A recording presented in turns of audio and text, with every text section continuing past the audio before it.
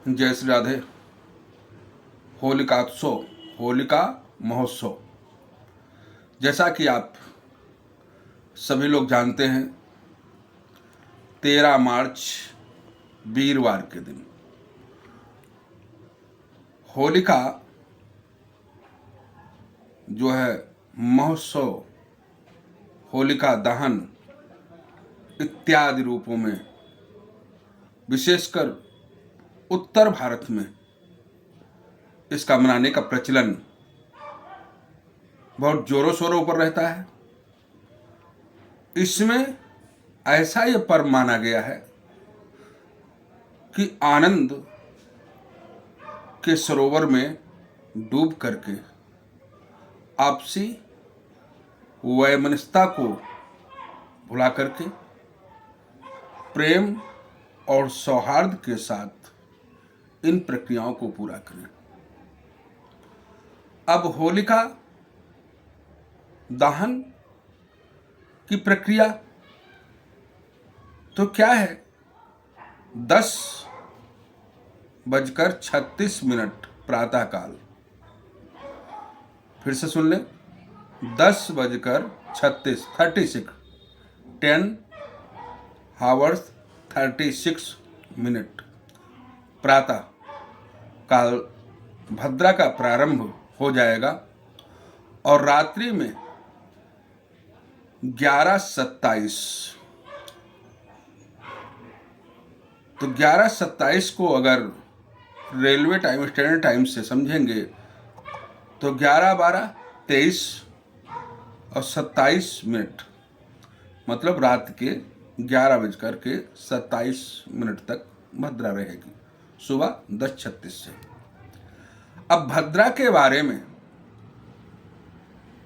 जो ज्योतिष में आता है, भद्रायाम द्वय न कर्तव्ये श्रावणी फाल्गुनी तथा, फाल्गुनी मतलब होलिका दहन, श्रावणी नृपतिम हंति, श्रावणी करने से, रक्षाबंधन करने से राजा का मरण होता है, ग्रामम दहत फाल्गुनी। पहले ऋषि मुनि एक तरीके से लिख देते थे, हर चीज के लिए अलग अलग विवरण तो नहीं देते वो। पहले गांव में लोग लकड़ी, कंडे इत्यादि इकट्ठा कर करके होलिका एक प्रारूप बनाते थे, और होलिका का प्रारूप जब बनाते थे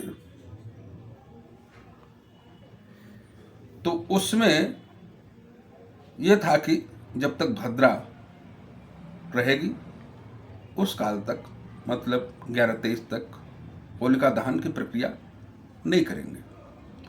अब होलिका दहन की प्रक्रिया ग्राम शब्द, अब लोग देवालय, देवताओं में भी वही जोड़ देते हैं। देवालय में आजकल तो शहरों में क्या होता है और कहीं तो मनाते नहीं लोग, मंदिर के पास ही देवालय में, देवालय के माध्यम से जो देख रेख करने वाले होते हैं वो बनवाते हैं।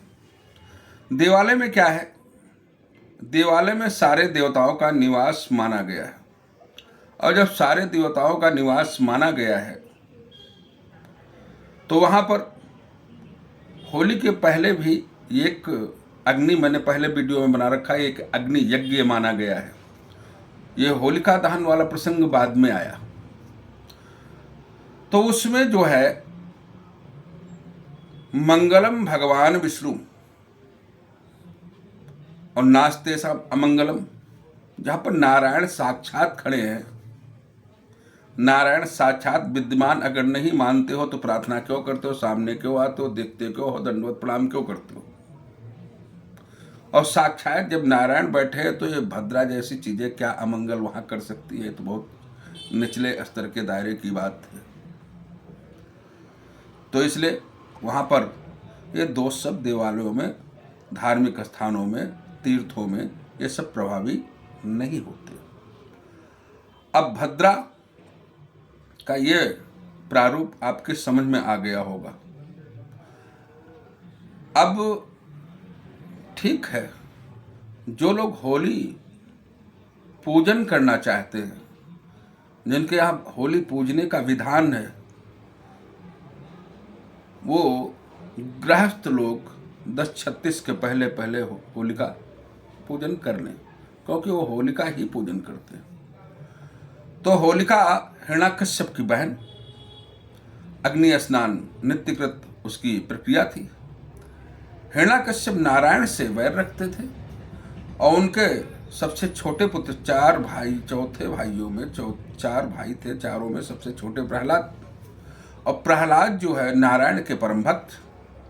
अब हिरण्याकश्यप अपने सारे जुगाड़ जब देख लिए, हाथियों से कुचलवा करके, खंभे से बंधवा करके, सब कुछ करके देख लिए, तो उन्होंने सोचा कि एक भी उपाय कर लेता हूँ।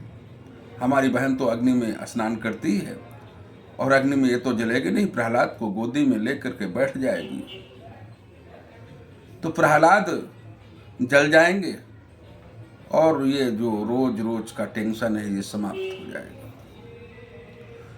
अब कहते, जो भगवान जिसका रक्षक उसको कौन मार सकता है? यही होलिका ने किया। प्रहलाद तो अपने भगवान के ध्यान में मग्न हो गए। जब कोई अत्याचारी अत्याचार करता जाता है तो उसके अत्याचारों के कारण सारे वरदान जो है फीके पड़ जाते हैं। इसलिए कहते ना, भगवान एक सीमा तक मदद करते, उसके बाद भगवान भी हाथ खड़े कर देते।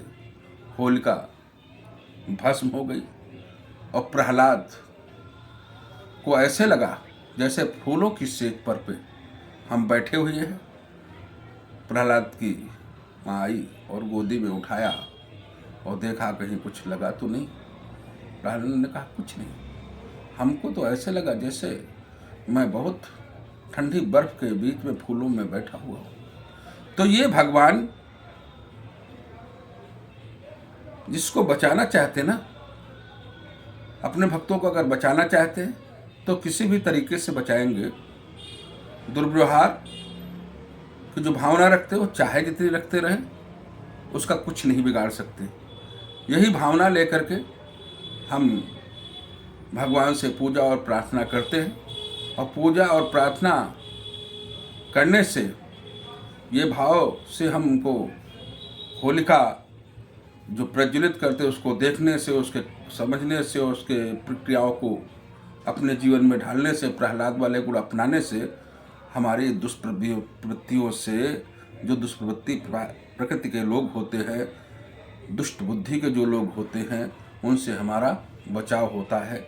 यही भगवान की भक्ति का मूल कारण है। बोलो नरसिंह भगवान की जय, भक्तराज प्रहलाद की जय।